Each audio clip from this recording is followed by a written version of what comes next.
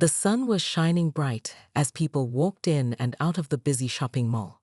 Children laughed, parents carried shopping bags, and street performers played music near the entrance. A tall black man in a clean, dark jacket stepped out of the mall. He walked calmly toward his car, parked not far from the exit. His steps were steady, his face calm. He looked like someone with great discipline, like someone who had seen both peace and war. His name was Daniel Harper. Nobody knew it yet, but he was one of the highest-ranking generals in the U.S. Army. Just as he reached for his car keys, a police cruiser pulled up fast beside him. Sirens off, lights flashing. Two officers jumped out. "Hands where we can see them," one shouted. General Harper raised his hand slowly. "Is something wrong, officers?" he asked calmly. "No questions," the second officer snapped. "We got a report of a suspicious person in this lot." Harper blinked. "I just finished shopping. My car is right here." "ID," said the first officer. Harper slowly reached into his pocket and pulled out his leather wallet. He held it open so they could see. But the officer didn't look. He grabbed the wallet and tossed it to the side. "Turn around. Hands behind your back." Bystanders stopped and stared. A few began recording with their phones. "What's going on?" a woman asked. "He didn't do anything." "Quiet, ma'am," the officer said sharply. General Harper didn't move. He looked straight ahead, eyes calm. "Officer," he said softly, "you're making a mistake." The taller cop chuckled. "Oh yeah? Why?" "Because you think you're someone important." Harper didn't reply. He slowly turned and placed his hands behind his back. The officers grabbed him roughly and snapped on the handcuffs. Cameras clicked. Phones recorded. People started whispering. "Is that man a criminal? He doesn't look dangerous. He's so calm." The second officer pushed Harper toward the cruiser. "Get in," he said. Harper paused before stepping in. He turned his head slightly and said in a low voice, "You'll regret this." The words were not angry. They were not a threat. They were a simple truth. The officer laughed again. "We hear that all the time." Inside the police car, Harper sat straight. He didn't fidget. He didn't complain. In the crowd, one man spoke into his phone while still recording. "I don't know what's happening, but this doesn't feel right. He didn't fight. He didn't shout. And they still cuffed him." Another woman said, "He looks like someone important, like a leader." As the police car drove away, one child tugged on her mother's hand and asked, "Why are they arresting him, Mom? He didn't do anything." The mother had no answer. Back at the police station, Harper was taken inside. Officers didn't look at his ID. They didn't ask questions. They only processed him like any other suspect. He remained quiet, calm, observing everything. Finally, a young officer at the front desk picked up his wallet from the evidence tray. He flipped it open and saw something strange. A shiny military badge. Below it a card.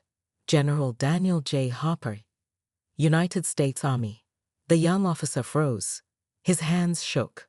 He quickly ran the name through the system. In seconds, the screen filled with results. Medals, awards, top security clearance. The officer's eyes widened. He turned to his superior. "Sir, I think we have a problem." Meanwhile, the video of the arrest was already online, and it was spreading fast. "Look how calm he is." And they still treated him like a criminal. He said, "You'll regret this." That line gave me chills. He's definitely someone powerful. You can tell. People were sharing the video everywhere. TikTok, Twitter, YouTube. But the officers still had no idea what storm was coming, because the man they handcuffed in a parking lot was a hero with the power to end their careers. And all it would take was one phone call. The police station was quiet, but the tension inside was growing fast. General Daniel Harper sat alone in a small holding room. His hands were still cuffed. His jacket was folded neatly on the chair beside him. He had said very little since the arrest. No shouting, no anger, just silence. But in that silence, there was strength. Outside the room, the young officer who had found the military ID badge ran to his captain. "Sir, we need to talk," he said, breathing fast. The captain looked annoyed. What now? The young man handed him the badge and ID card. The captain frowned. General Harper? Is this real? Yes, sir. I ran his name through the system. He's not just a general. He's one of the top ones. Pentagon level. The captain's face changed. His hands tightened around the card.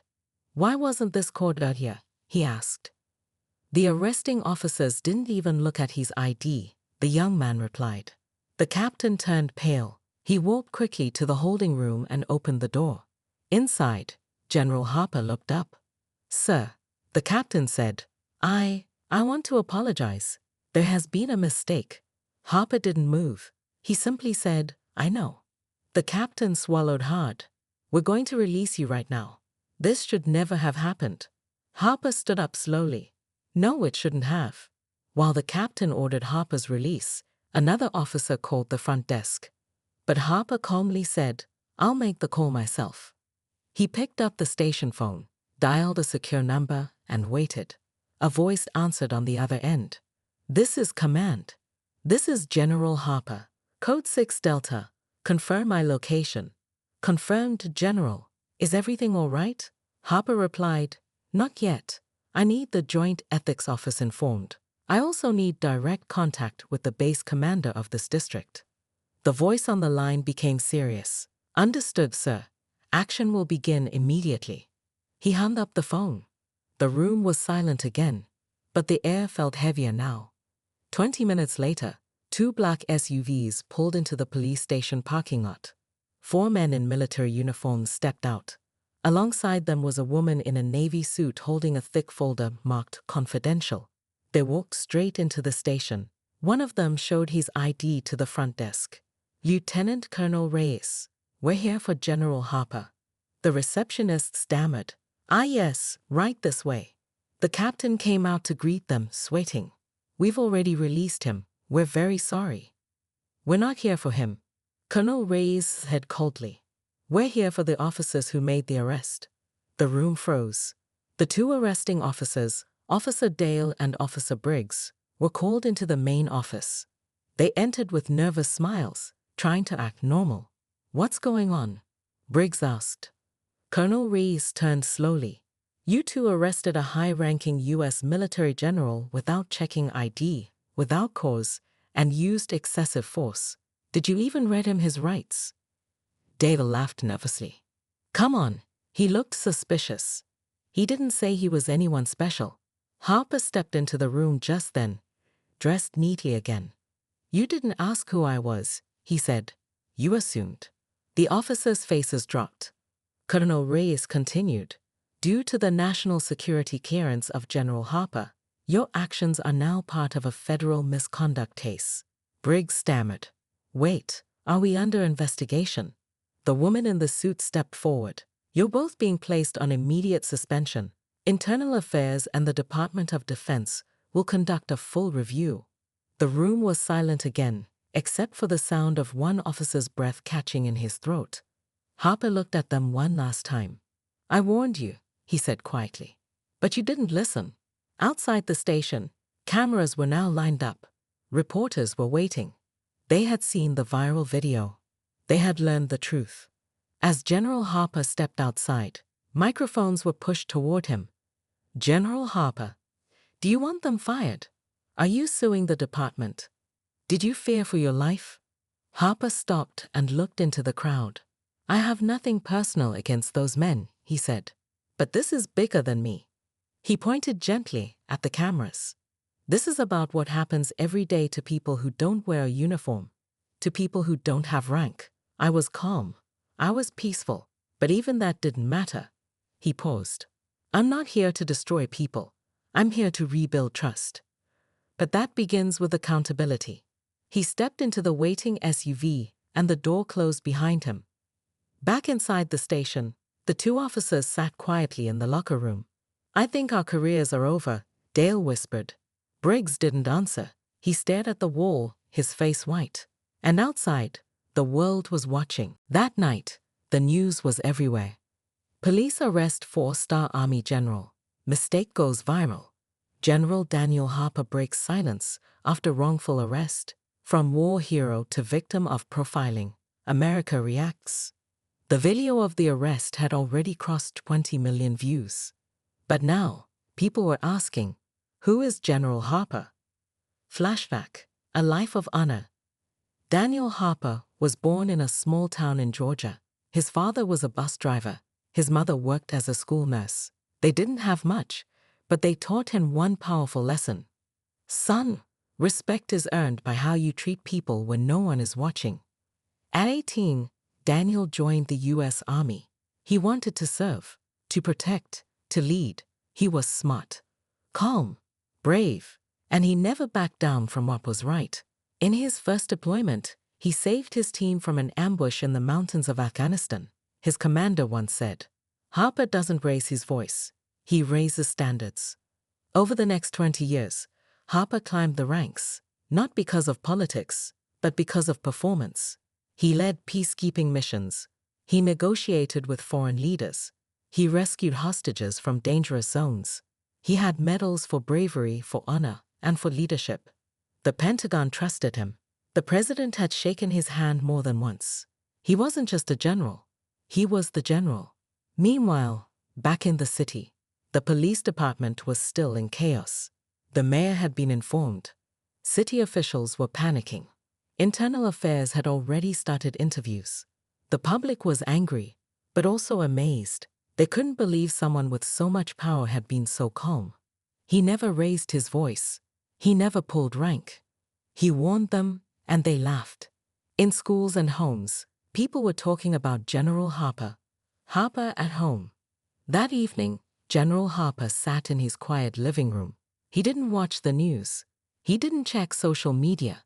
Instead, he sat with his daughter Maya, helping her with her school project. "Are you okay, Dad?" she asked softly. Harper smiled. "I'm fine. Everyone at school is talking about you," she said. "They said you're famous now." "I don't want to be famous," he replied gently. "I want to be useful." Maya paused. "Were you scared?" Harper looked into her eyes. "No, but I was disappointed, because I wasn't treated like a person. I was treated like a threat, just because of how I look." Maya hugged him tightly. "You're my hero," she whispered. People began to learn. Across the country, news stations played Harper's story. They showed photos of him in uniform, standing tall beside soldiers, giving speeches at military bases, receiving awards from U.S. presidents. People were shocked. How could someone arrest this man and not even ask who he is? What if he wasn't a general? What if he was just a regular black man? Would he still be safe? Social media exploded with support. General Harper is a real leader, calm, classy, powerful. This isn't just about one man. It's about every person who gets judged too quickly.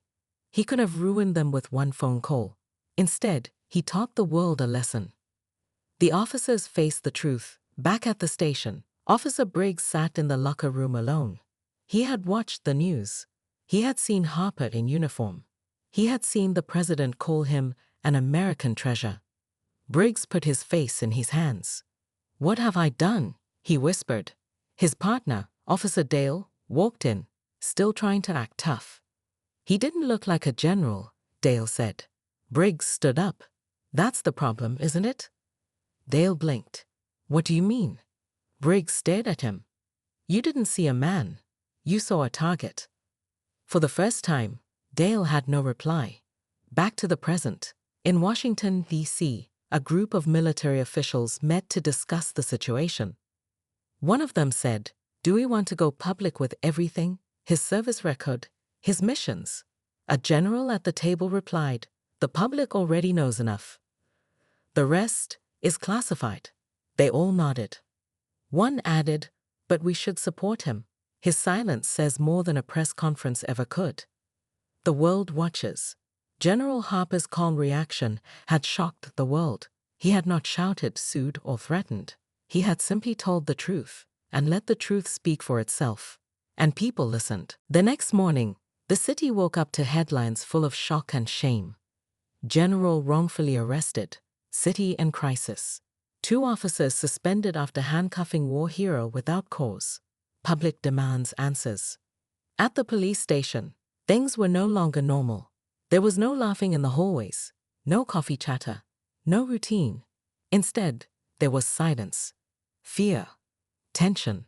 Officer Briggs sat alone at his desk, staring at his phone. Hundreds of messages had come in overnight. Some were angry, some were supportive, but most of them asked one question: how could you not know who he was? He scrolled through the viral video again. The moment they pushed General Harper against the car, the way they ignored his ID, the way he said, "You'll regret this." Briggs dropped his phone and buried his face in his hands. It wasn't just a mistake, it was a disaster. Internal Affairs steps in at 10:00 a.m. Internal Affairs officers walked into the precinct. They didn't knock. They carried files, audio recorders, and serious expressions. Officers Dale and Briggs, one of them said, "Come with us, now." In the interview room, both men sat across from two investigators. The questions were sharp. The tone was cold. Did you ask for identification? No. Did the suspect resist? No. Why did you arrest him? Silence. Briggs looked down. Dale looked away. City Hall responds. The mayor of the city called a press conference that afternoon. She stood behind the podium, cameras flashing all around her. "I have spoken with General Harper personally," she said. "I have apologized on behalf of the city. This incident should never have happened." Reporters shouted questions. Will the officers be fired? Will there be charges? What steps are being taken to prevent this again? The mayor raised her hand. "We are reviewing all police procedures. There will be new training. And most importantly, there will be accountability." Harper's quiet move. General Harper had not spoken to the media since his short statement the day before. But behind the scenes, he was moving with purpose. He met with city leaders, legal advisors, and civil rights groups. He didn't want revenge. He wanted change. He spoke softly but firmly. This is not about destroying officers. It's about building a system that doesn't allow these moments to keep happening. The public reacts. Across the country, people were marching in the streets. Some held signs that read, "I could be General Harper. Respect has no uniform. Silence is not peace." In schools, students were talking about the incident. Teachers used the story in class to talk about justice and leadership. One child in a classroom asked, "If someone like General Harper can be treated like that, what chance do the rest of us have?" The teacher had no easy answer. The officers' lives unravel. Officer Dale received a visit from Internal Affairs at his home. They handed him a letter. Suspension without pay. Pending investigation. His wife stood behind him, arms crossed. "This is what you've brought into our home," she said. "This is who you are." Dale tried to speak, but the words wouldn't come. At Officer Briggs' apartment, his sister visited him. "You always told me you were a good cop," she said. "Were you lying to me? Or to yourself?" Briggs didn't argue. For the first time in his career, he felt something stronger than fear. Shame. The department faces pressure. The police chief called an emergency meeting. He looked tired. He knew the department's reputation was damaged, maybe beyond repair. "We're not just dealing with a PR nightmare," he said. "We're dealing with truth. And the truth is, we failed." An officer in the room whispered, "Why didn't anyone just look at his ID?" Silence followed. No one had an answer. Harper visits the Veterans Center, away from cameras. General Harper spent his afternoon visiting a local veterans center. He shook hands with old soldiers, listened to their stories, and encouraged young ones. One man said, "Sir, if that had happened to me, I would have snapped." Harper replied, "That's why I stayed calm. Not for them, for us." A nation watches and waits. The country was watching this story like a fire spreading through dry land. Everyone had an opinion. Everyone had emotions. But in the middle of it all stood one man, calm, controlled, powerful. Not because of his stars, not because of his medals, but because of his dignity. 3 days had passed since the arrest. The news was still playing the same video over and over again. Harper's calm face, his quiet words, and the way the officers ignored his ID. Social media hadn't stopped. People were marching in cities, talking on TV, writing messages of support, demanding justice. And yet, General Daniel Harper had stayed silent. No interviews, no tweets, no anger, until now. The press conference. A long table stood in the middle of a quiet room. Flags lined the back wall. American flags, army flags, state flags. Cameras were set up. Journalists filled every seat. Lights pointed at the stage. At exactly 10 o'clock am, the side door opened. General Harper stepped into the room. He was wearing his full-dress uniform. Rows of ribbons covered his chest. His shoulders carried stars. His face was calm, just like always. He walked to the podium and looked at the crowd. The room fell silent. He didn't need to raise his voice. His presence did all the speaking. The general's words. He began slowly. 3 days ago, I was arrested outside a shopping mall. I was handcuffed in front of strangers. Not because I was dangerous, not because I was breaking the law, but because of how I looked. Cameras clicked. Pens scratched across notepads, but no one interrupted. I did not tell the officers who I was. I gave them my ID. They didn't look. I gave them respect. They didn't return it. I didn't use my rank to escape that situation, because I needed them to see me as I really am, a black man in America. A man who's served this country for over 30 years. A man who still wasn't safe from judgment. He paused. His eyes moved across the room. This isn't about 2 bad officers. This is about a broken system that allows those officers to act without fear of consequences. I wasn't angry that day. I was disappointed, because I've seen better from this country, and I know we can do better. A soft murmur passed through the room. Reporters nodded. A few wiped away tears. Harper continued. Let me be clear. I don't want revenge. I want reform. I want better training. I want police officers who treat people with dignity, not suspicion. I want my daughter to grow up in a world where her skin doesn't make her a target.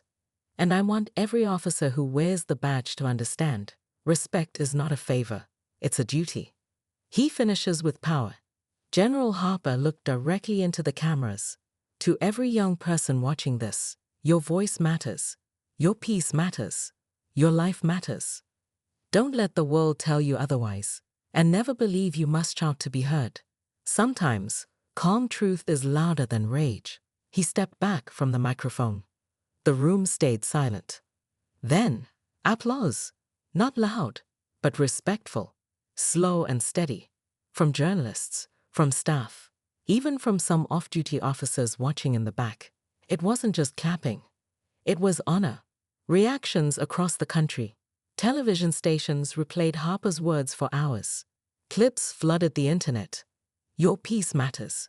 Your life matters. Calm truth is louder than rage.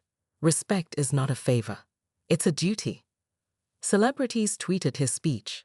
Veterans stood in support. Students quoted him on signs. Even critics who didn't usually speak about race said, "That man, he showed what true leadership looks like." Meanwhile, the officers watch. In their homes, Officer Dale and Officer Briggs watched the speech in silence. Dale shifted uncomfortably in his chair. "He's playing the victim," he muttered. But Briggs didn't agree. His eyes were fixed on the screen.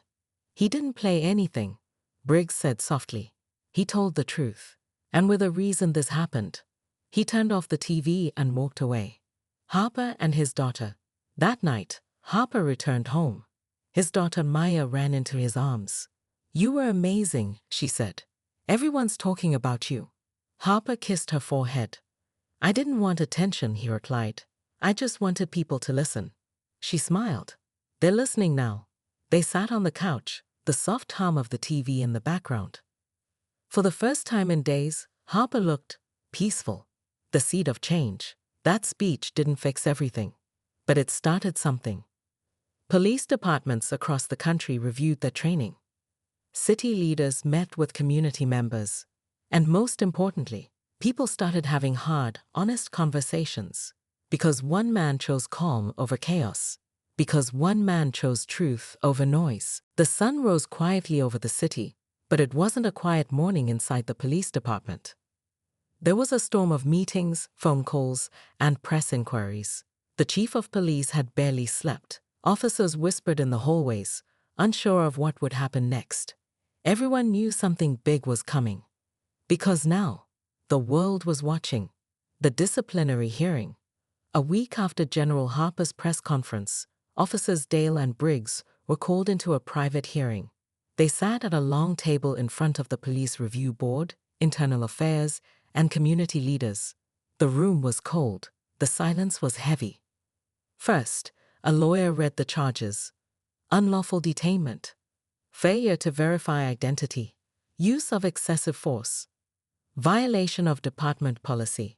Conduct unbecoming of an officer. Officer Briggs looked pale. Officer Dale still wore a hard expression, but his hands trembled under the table. The board played their arrest video again. Everyone watched. Harper's calm voice. The rough handcuffing. The ignored IT. And that one quiet sentence. You'll regret this. Then, the board asked questions.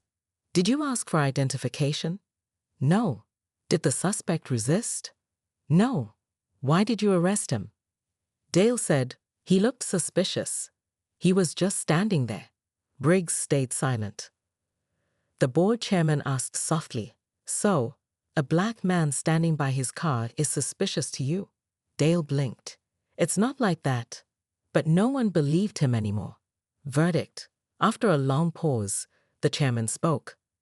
This board finds Officer Dale guilty of misconduct, racial profiling, and abuse of power. He is terminated from the force, effective immediately. Gasps echoed in the room. Then the chairman turned to Briggs. Officer Briggs, you followed the order. You didn't speak up. You didn't stop it. You are suspended without pay for 3 months and must complete racial sensitivity training. If you fail, your badge will be revoked. Briggs nodded, tears in his eyes. He didn't argue. He didn't blame. He accepted the judgment. Public response. News of the decision spread fast. One officer fired, another suspended in Harper case. Justice served or just a start? Nation continues to push for change. Some people cheered the news. Others said, it's not enough. But most agreed on one thing. This never would have happened if General Harper hadn't stayed calm. If he had shouted, fought back, or run, they would have buried the truth. General Harper meets the mayor. That same day, Harper was invited to City Hall. The mayor greeted him with a firm handshake. I owe you more than an apology, she said. I owe you action. Harper nodded. Then let's begin. They sat in a private room with city leaders and police commanders. Harper spoke clearly, not with anger, but with authority. I want new training for every officer. I want community voices in policy meetings. And I want real punishments for those who fail to protect the public. The mayor listened.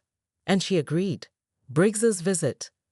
3 days after the hearing, Officer Briggs stood outside Harper's home. He held his cap in his hands, nervously shifting on his feet. When Harper opened the door, Briggs looked him in the eye. I came to say I'm sorry, he said. Not because I got caught, but because I was wrong. Harper studied him for a moment, then stepped aside. Come in. They sat down in the living room. Briggs spoke slowly. I was quiet when I should have spoken. I judged you before I saw you. And now I understand what that silence costs. Harper nodded. You still have a choice, Harper said. You can return as a better officer, or let fear keep you the same. Briggs looked down. I want to be better. Harper stood and held out his hand. Then start today? Briggs took it with both hands. A new beginning. Across the city, changes had already started. Officers were enrolled in new training programs. Community meetings were scheduled.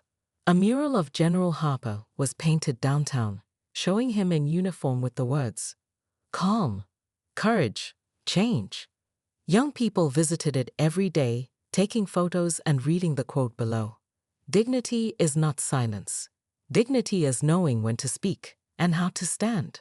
A message to all. In a video shared by the Army, Harper spoke to new recruits. You will wear this uniform with pride, but never forget, you are still human.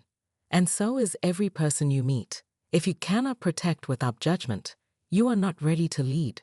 The video went viral again because his words didn't just teach soldiers. They taught the whole world. A month had passed since the arrest. The city was different now. You could feel it in the air, in the way police walked through neighborhoods, in the way people looked at each other, less fear, more respect. And it all started with one moment. One man. One decision to stay calm and stand tall. A police department transformed. At the local precinct, new posters hung on the walls. Protect with honor. See the human before the uniform. Every citizen deserves respect. Every officer was now required to go through racial bias training. Every recruit had to pass an emotional intelligence test before getting a badge. And for the first time, community leaders were allowed to sit in on department reviews. It wasn't perfect, but it was a beginning. Officer Briggs, rebuilt Briggs, returned to duty quietly. He was no longer the man who stood by silently. He listened now. He asked questions. He apologized when he didn't understand something. In one incident, a young black teenager was stopped for jaywalking. Briggs arrived just as the other officer was raising his voice. "Let me handle this," Briggs said calmly. He walked up to the teen and asked his name. "Jalen," the boy said, nervous. "You okay?" Briggs asked. Jalen nodded. "I didn't mean to cross like that. I was just rushing to get home." Briggs smiled. "Be careful next time." "Go ahead." The teen ran off, safe and free. The other officer stared. "Why'd you let him go?" Briggs looked at him and replied, "Because I finally understand the power of how you treat someone." Harper's daughter inspires change. At school, Maya Harper stood in front of her class to give a speech. "My father is General Daniel Harper," she began. "But he's not just a soldier, he's a peaceful warrior. He showed the world that you don't have to fight to be strong." She looked at her classmates. "If someone treats you badly, don't let hate fill your heart. Fill it with purpose. Let your voice be your shield. Let your calm be your weapon." The class clapped. Her teacher wiped away a tear. Maya had her father's fire. Quiet, focused, powerful. The street named after him. The city council voted to rename the street where the arrest happened. The sign now read, General Harper Way. Beneath it was a bronze plaque.